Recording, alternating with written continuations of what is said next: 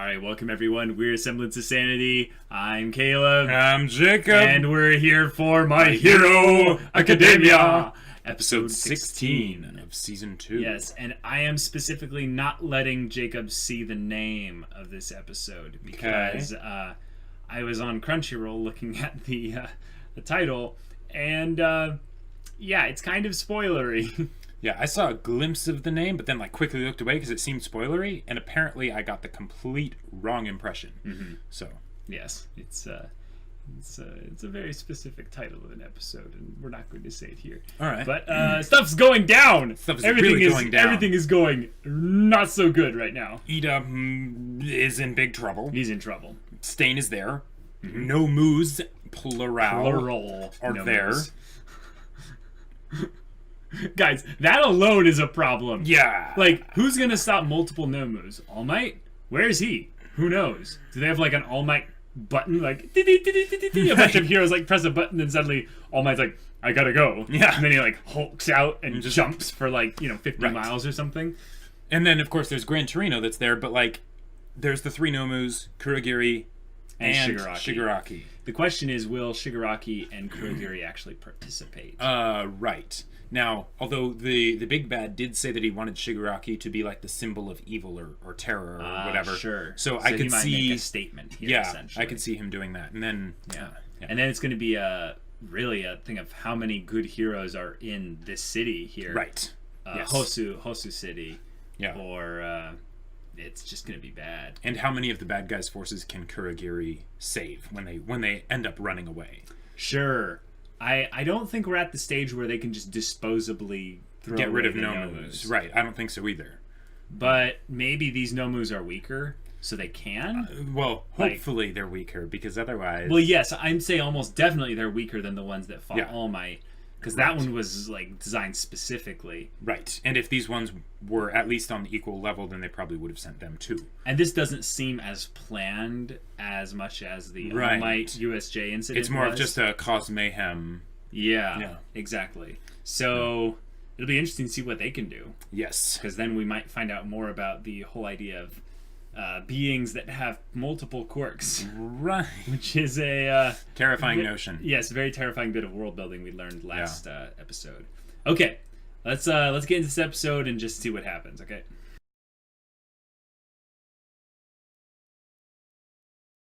Oh! This episode!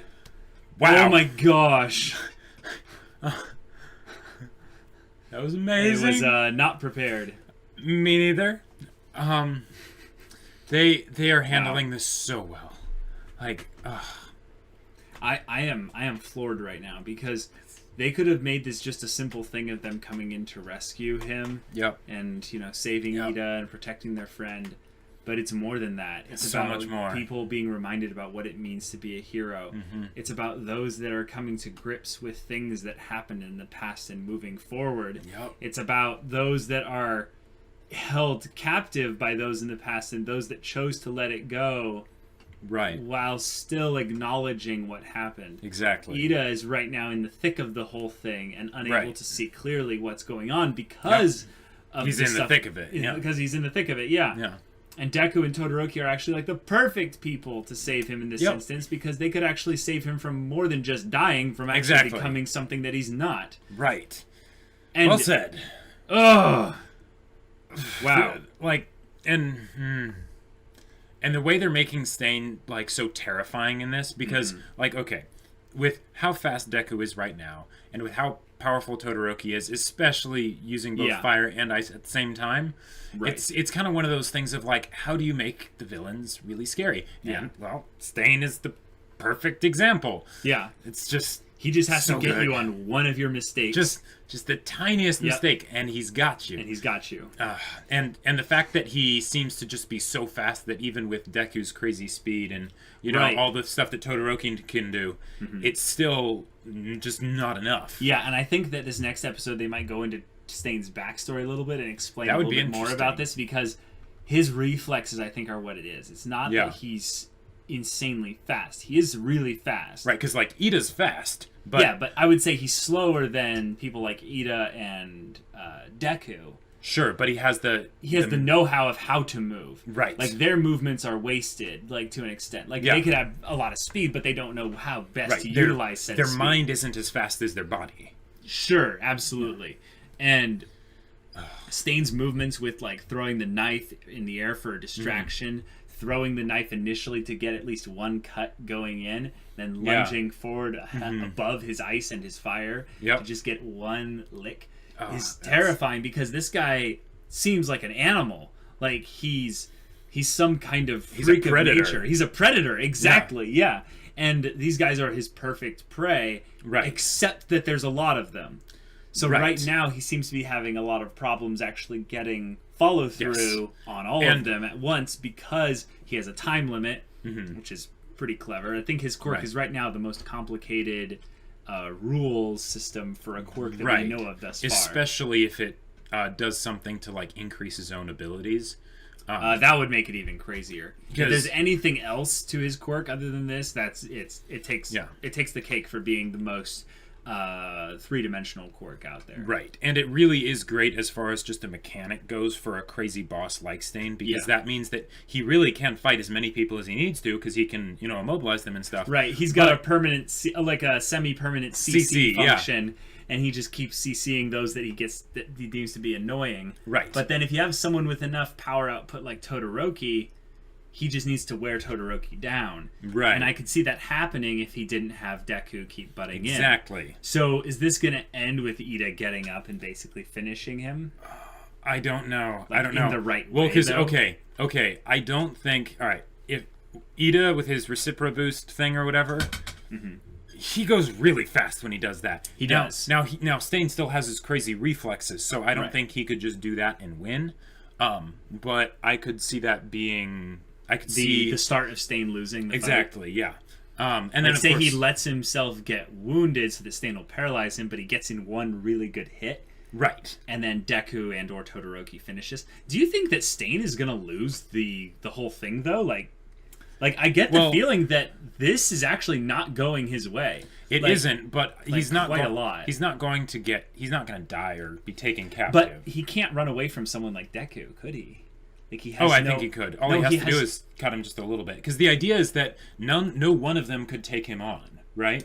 Individually, yes. Individually, they have to be working together. So if he starts to run, even if Deku could keep up, then Stain could just, kill him or right, because then Deku would be alone at that point. Exactly. Because he's the only one that probably could keep up with Which means that... Well, maybe Iida could. Yeah, but maybe I think the thing with Iida is that Iida isn't skilled enough maybe to avoid his blades. Right. Whereas I could see Deku being able to, because he just stays above him. Think about it this way. Deku just bounds along the buildings above him, and Stain keeps chucking blades at him, get away from me. Right. But he's like, nope, I'm just going to follow you and keep on the phone with some pro heroes. Because Deku can move on any axis, because he can use his hands, feet, head, whatever. Whereas Iida just has the boosters on the bottom of his legs. Right, so he could run really fast. And he can do cool stuff with that, but he doesn't have as much maneuverability as Deku. Right, so I could see that if Deku gets knocked out with this... Well, he got paralyzed again at this point. Yes. And if it lasts for, up to 8 minutes... If so maybe Stain it's like 2 minutes for him. Yeah. If Stain doesn't end the fight soon, I don't see this ending well for him. Right. Because especially imagine if Endeavor shows up. Well, he's already there. Well, but Endeavor is fighting the Nomus right now. Right. Yes. So maybe if anything, Endeavor sees the Nomus as a more public threat. So he's like, this is gonna make me more popular. Right. And here's the other thing. Deku did not send Todoroki the actual details. Now, Todoroki did contact the other pro heroes, and he probably let him know what was up. That's a good point. We might have to find out what he actually said. Did he say, I need help over here, someone come help me? And they're like, we're about fighting the Nomus. Exactly, and they wouldn't necessarily know that Stain is the one over there. Sure, all they know is that some kid is over there. Right, and that, there's probably something bad happening over there. So but all they're going off on is just a GPS dot location. It doesn't give anything else. So that's a good point. I feel a lot safer about Iida's chances of living through this whole thing now. Yes. I mean, like a lot safer. I didn't really think that Iida was gonna die because if they'll kill off a character, they'll make it very definitive in the actual episode that they are dead, rather than ending right before they're about to die. But there was still that part of me that wondered. They already did the jump scare, so exactly. Iida's in the clear. It's the question of what's going to happen to Stain. Yeah. Because I get the feeling that Stain isn't just a throwaway character. No. Like... and I'm very happy that they made him, like, even though there was the part of him that, like, sort of respected what Deku was doing and all that stuff, I loved how they did that, but they still made him be like, but I'm still gonna kill you. Right, if you clash with me, he said, the weak will be cold. Right. Basically saying, if you're stronger than me, then I'll lose, but if I'm stronger than you, then you're going down. And if you think about it, since he's said that the only one he will, let kill him is All Might, he's basically saying that he thinks that he is second only to All Might. No. I think he's saying that All Might is the only one who's worthy to judge him. Right, yes. All Might's the only one worthy to judge him. Yes. That is also more powerful than him. No, I don't think he's saying anything about power. Okay. He's saying the only person that can, meaning the only person that he will let kill him, is All Might. All right. Like, All Might is his idea of the perfect personification of a hero right now. Right. Because he basically says, like, I look up to you. Like, you're what heroes should be. Right. And that gets me to think of, like, I want this next episode to be more backstory for Stain, especially if he loses here. Because I want to see, like, what made him do this whole thing? Was he a hero at one point? Right. Like, I get this sincere feeling that he was a hero that looked up to All Might, much like Deku, much like Todoroki, much like every single character in this whole show, basically. Yep. And... he saw something else. Like, he saw something else in Heroes Society that was like, this is wrong. A stark contrast between All Might and everyone else. Right, so maybe he wants to be proven wrong that, like, All Might is actually fake. The idea that All Might will come up to him and he'll finally be revealed and he'll be like, oh, even you are fake. Which actually be kind of interesting, because technically All Might is kind of a fake. Yeah. So, maybe Stain is right. But he's never going to get what he wants, this maybe? Is why I feel like with Stain, they're going to do a lot of the pen is mightier than the sword kind of thing. Yes. Where it's, like you've been saying, it's more about his message than about his power. Right. But he has no way of getting his message out, so it might just end here. But, I hope it doesn't end here, because I am way more interested in the conversations that Stain can have with people than the fights that Stain will have with people. Even though this is probably, so far, like, the best fight in My Hero Academia thus far.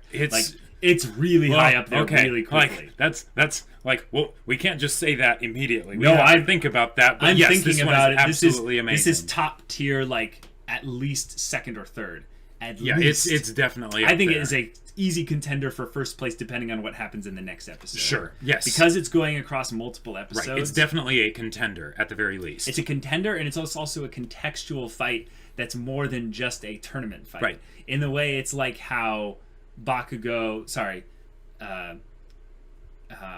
Todoroki and Deku's fight was more contextual than it was just about their powers clashing. Yes. Because I would say that's kind of the fight that Bakugo and Todoroki's was, in that we got to see Bakugo's quirk might be stronger than Todoroki's. We don't know. It's just that, the wielder adds that extra bit of power to the quirk itself. Right. And maybe that's why I was, debating a while ago that Deku would beat Bakugo in a fight, is that Deku knows how to utilize his quirk really well almost every single time he uses it. Yes, that is true.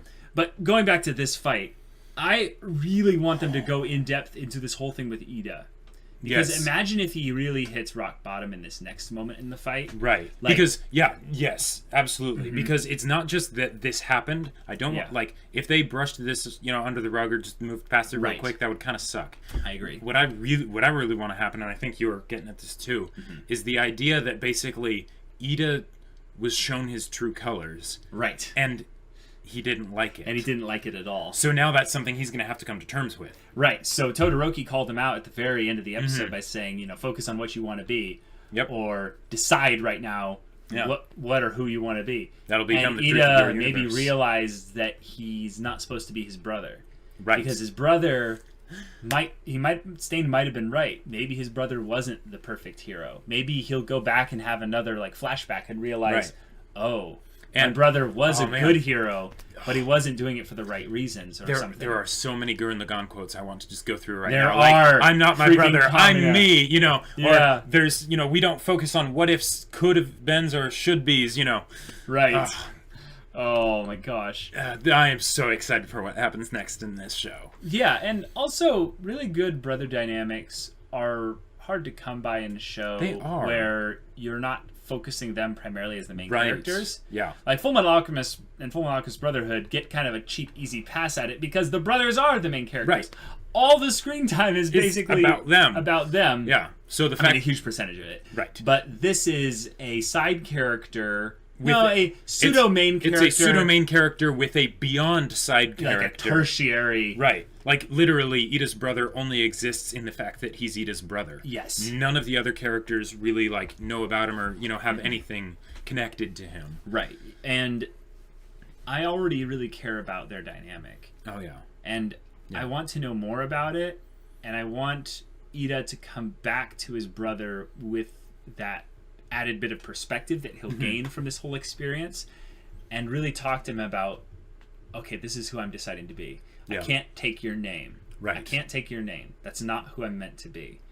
And that's going to be something special because Ingenium might be kind of the family man hero. That's what I feel like. The idea of him passing on the name and Iida as well feeling like he inherited this. Right. Todoroki's like, no, that's crap. Yeah. You can't do that. That's gotta essentially you not taking responsibility for your own actions. It's like, I must because this is my family and honor dictates. Right. That's not what this is about.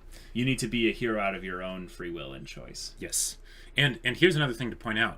This whole conflict with Iida and stuff, it wouldn't have hit so much home, like right here, if we didn't care about Iida so much already.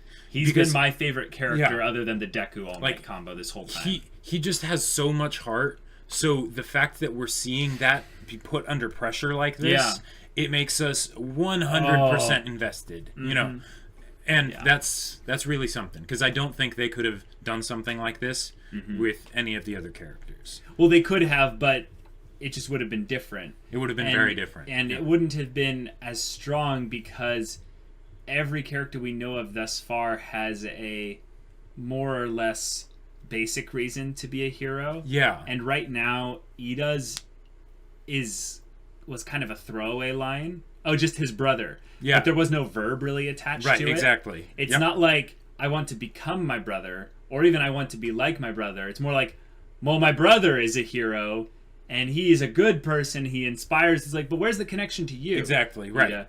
And since we never got to see his brother, it's all in his mind. It's all in his memories, his words, which is interesting because memories and words and all those are they're not objective. Nope. They're not immutable. They're heavily skewed by the perception of those that are the wielder. The eyes of the beholder. So Iida could be coloring over his brother just a little bit because he has that nostalgia lens of seeing this amazing older brother.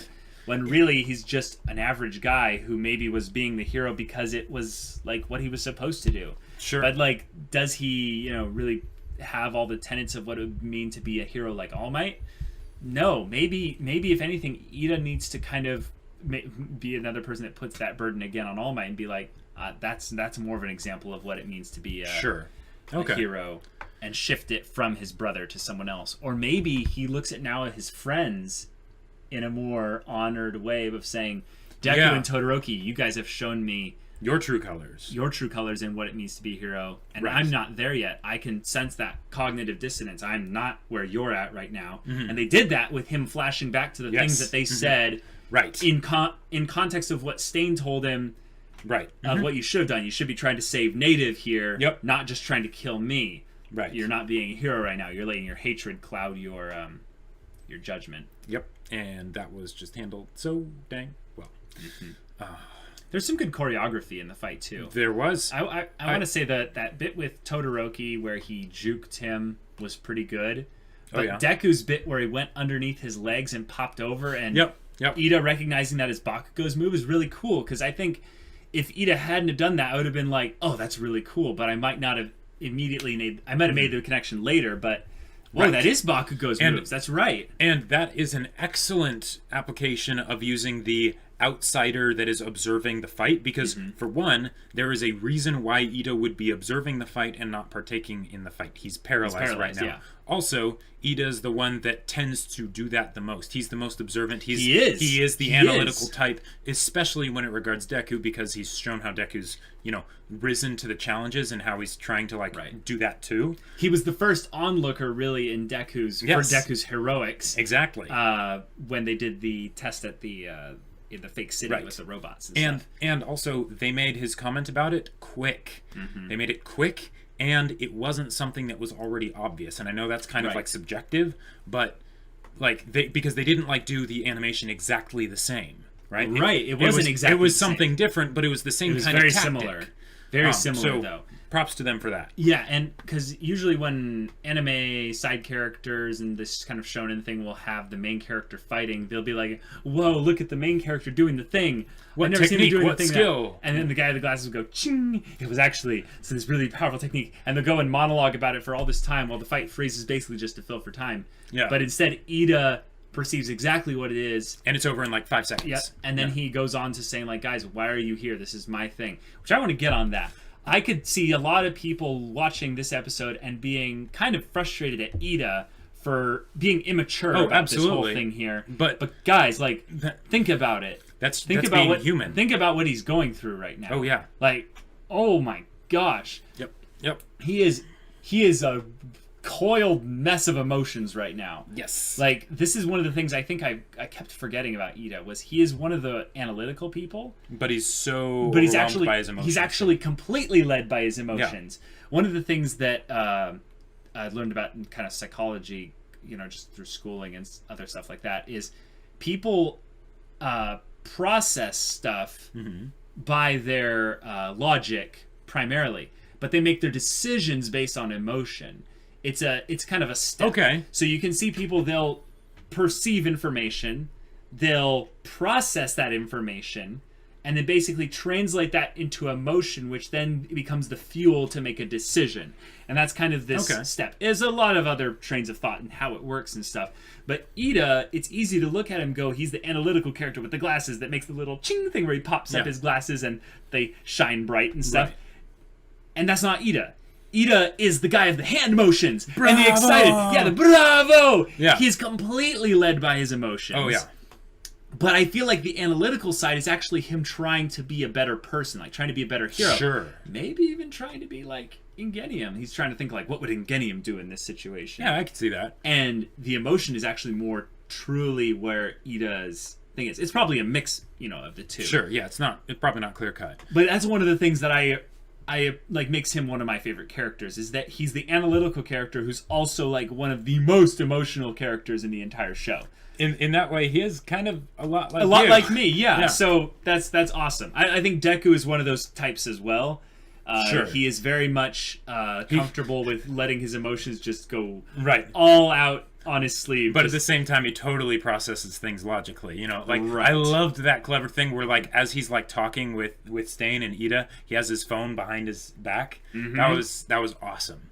Yeah. So he's thinking, and he's able to maybe segregate a little bit more of his emotions and his feelings from his logic, so that he can do what needs to be done right now. And that maybe separates the pendulum in a way to where Bakugo's all the way on the other side. Right. He's also completely led by his emotions, but his logic is ingrained with it so much that he's able to make these decisions instantaneously without really much thought towards it. And that might not be personality. That might just be, experience. Yeah, that's true. There's no real way to tell perfectly when it comes to the fighting side of things. Yes. But, that's another good thing I'm going to bring up. I'm sorry, I'm ranting a little bit. But My Hero Academia has really emotional main characters that don't feel like they're fake people. Their emotions feel real, when they are there. Right. And because I just wanted to bring that up. And I will say, like, to reinforce that is harder than it sounds. Coming from someone who is writing a book, it is not easy. Because, like, sometimes when you're writing it, you'll be like, okay, I need to come up with emotion. Like, and if you realize that, great. But then sometimes, even when you do that, the emotions will be kind of samey because you're bringing it out from yourself, right? And you're one person. And you're one person. Yeah. Hopefully. So,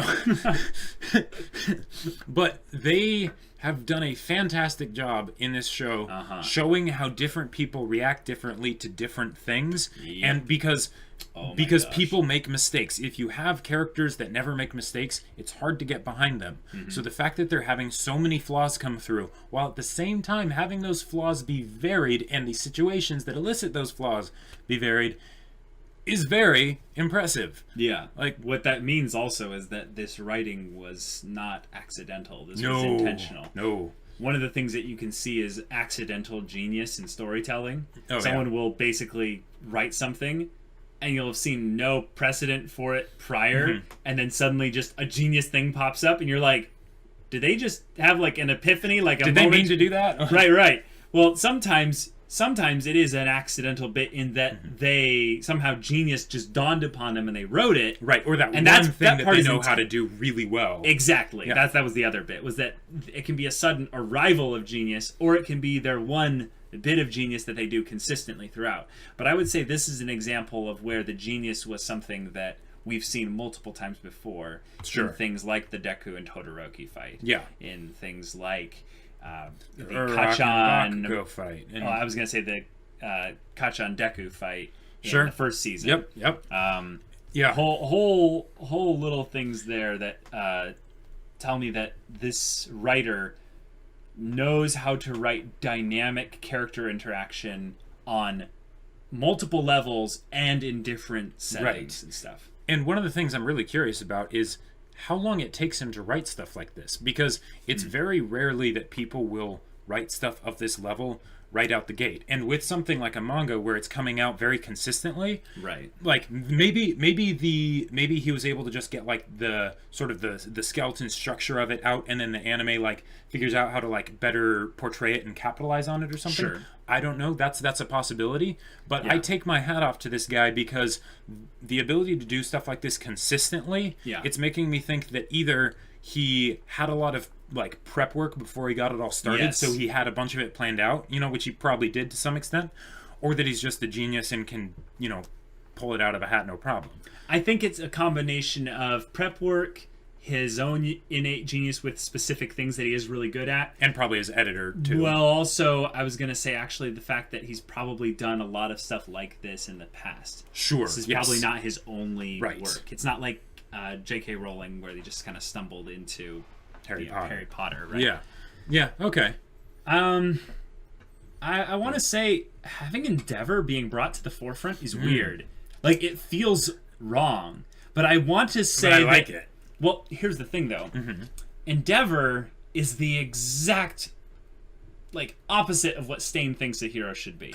Right. Like, he is the personification of power corruption. Like, right. And why the kind of someone like Stain would end up existing. But the thing is, Stain and Endeavor are now like within less than a mile from each other. Yep. What if they actually meet?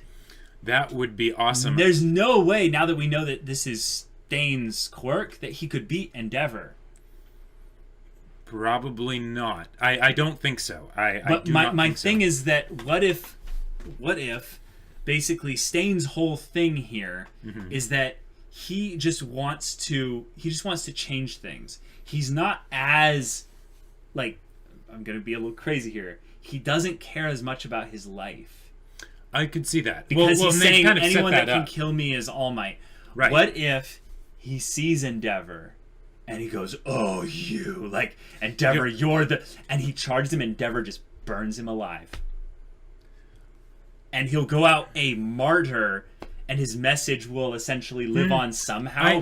Possibly, but I mean that could happen. Yeah. What I would like to happen, and not necessarily right now, but later in the future. Sure. what I would want to have happen is that Stain basically sees Endeavor and he realizes like how like messed up Endeavor is, and he basically goes to destroy Endeavor by destroying his reputation.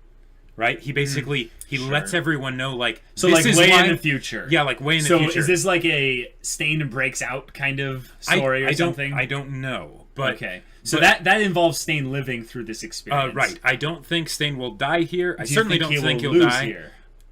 Yes, but I don't think he'll get captured. He could, but I don't think so. I think I'd actually see that. Yeah. Like, especially if he basically panics because the pros arrive. Right, and he he's paralyzes like, okay. all of them, and he disappears into the shadows. Yeah, and maybe what they'll actually see is Kurogiri will preemptively be like, yeah, I know I have my orders, but he's like, this guy's really important for for our goals. Teleports him away. So he warps him away. Yeah, that could happen. Yeah. And now this is my crazy thing that I would love to see. So Stain basically destroys Endeavor's reputation of like being a hero, right? And he basically uses that as a way to say like, hey, this is how messed up your society is. All Might's really the only one that's a good guy, from what I've seen. And as far as we can see right now, like maybe in the future, like All Might's basically like either gone or he's waning to the point where even All Might's dwindling away. So then what I want to see is basically Stain killing Endeavor where he dies in the process. Like he dies in the process, or like he ends up basically going on some kind of suicidal mission. He takes down Endeavor, he kills him, and then either he ends up dying from Endeavor, or he ends up getting like killed by other people or taken in by other people, and he at that point he's like, that's fine. I've gotten my message out there, I've done what I needed to do.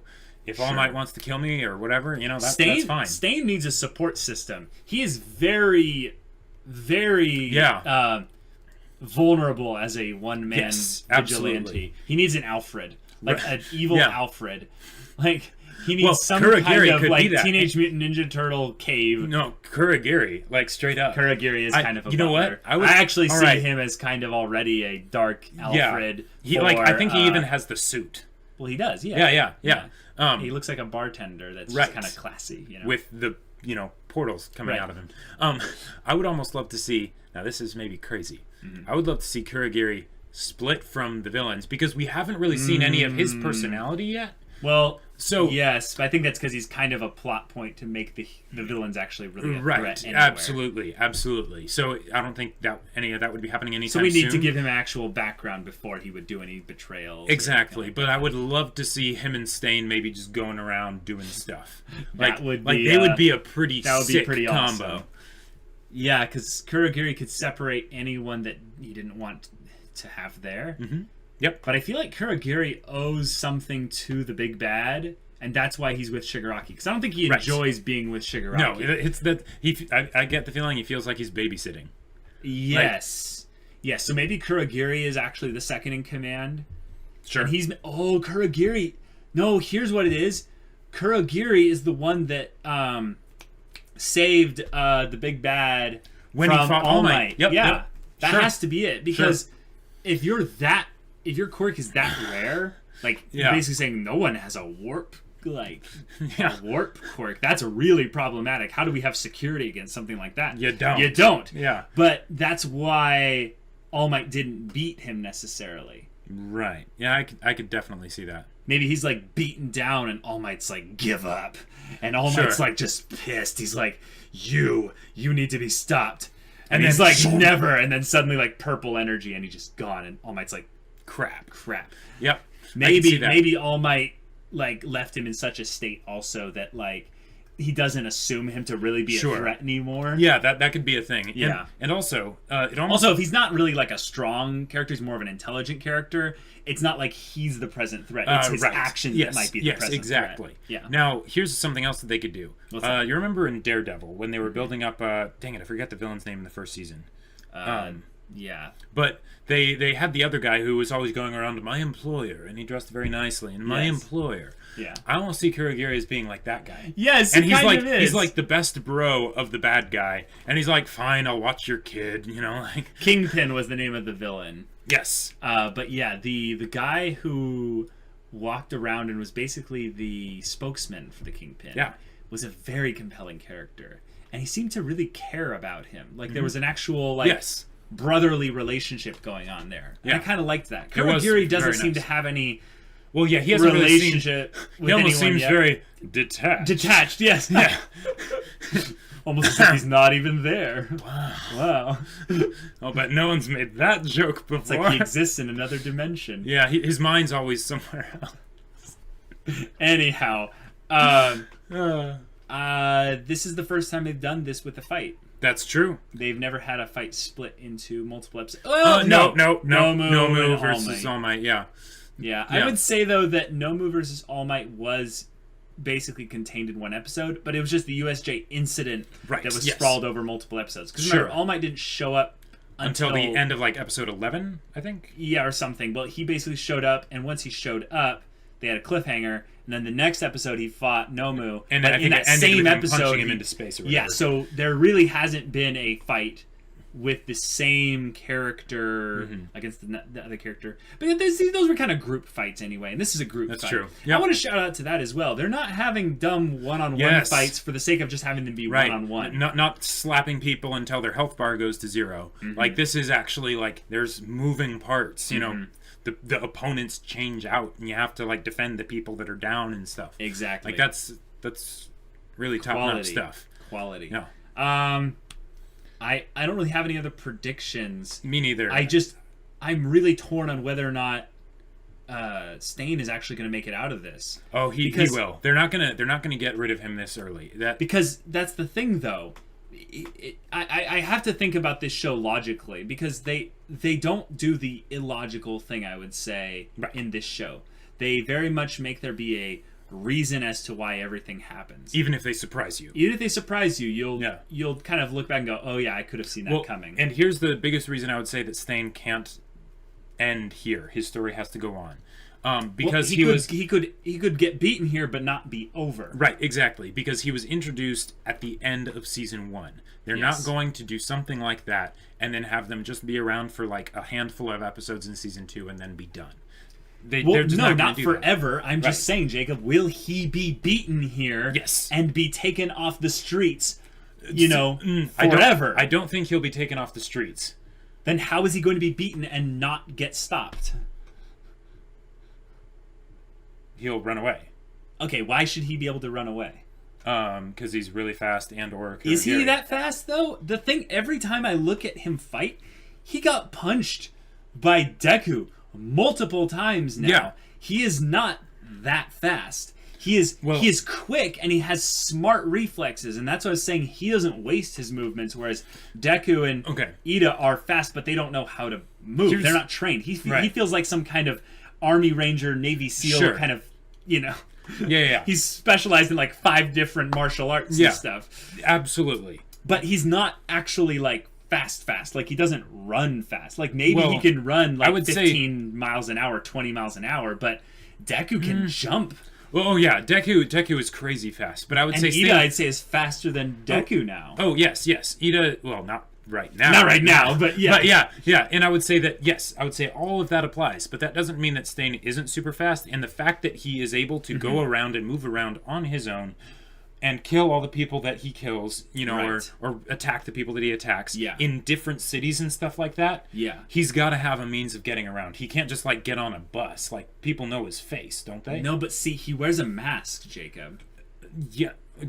Here's the thing. I think he's a true-to-heart vigilante. That, like, during the day, he just takes off all his stuff, keeps his tongue in his mouth, and no one can tell the difference. No. He goes underground.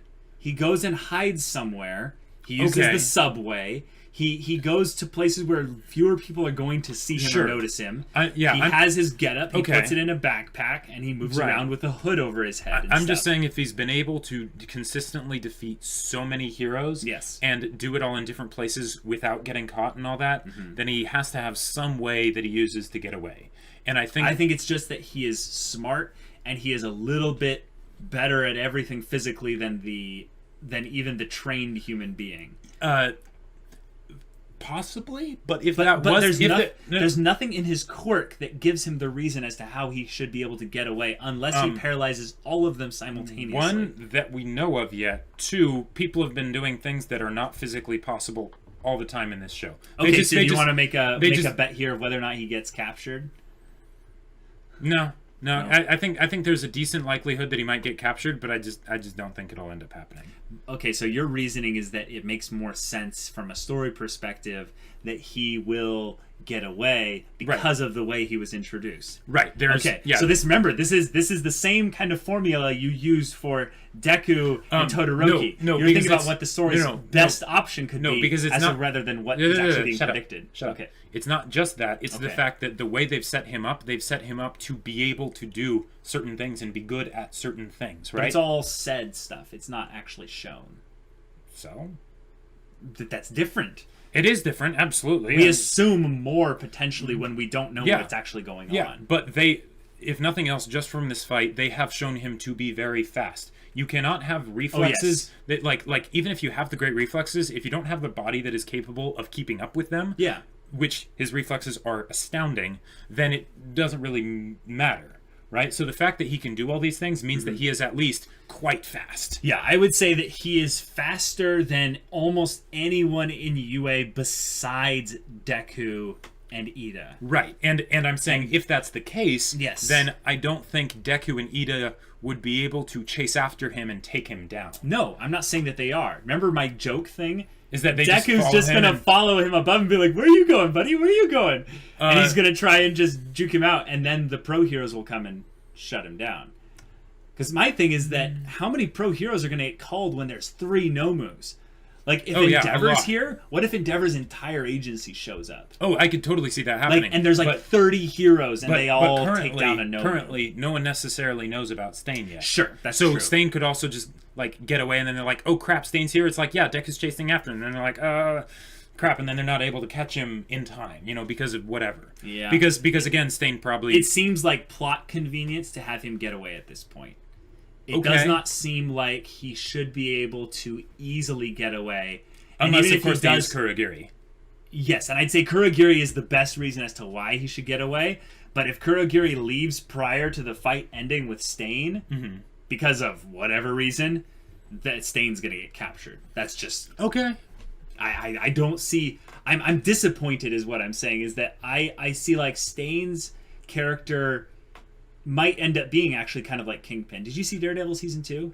Yes. Did you see the part where Kingpin was brought into prison and he takes over the entire prison? Yeah. Yeah, yeah.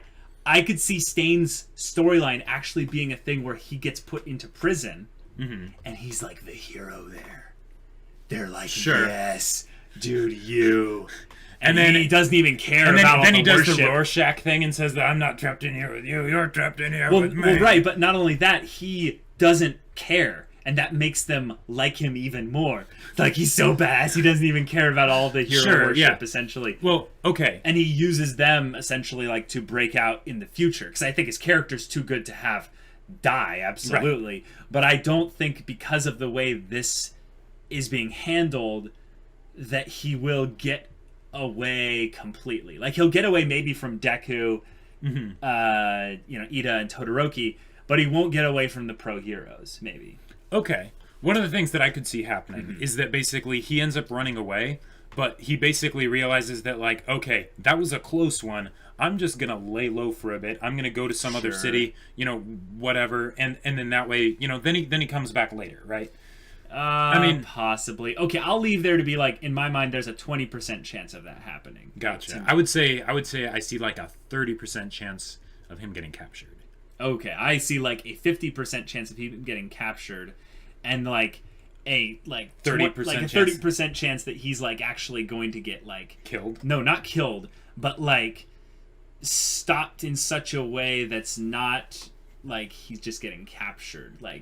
There's more to it than that. Okay, and then 20% that he'll actually just get away entirely. All right. Well, I guess we'll just have to see, and I'm very excited to see the next episode. Yeah, this is a good episode to leave on a cliffhanger because. They gave us so much meat to go over and stuff that we could go on for a while. Oh, yeah. All right, guys. Well, if you want to watch the next MHA episode, go check out the link in the description for our Patreon. Get on early access, and we'll see you later. But until then, we're Semblance of Sanity. I'm Caleb. I'm Jacob. And we'll see you all next time.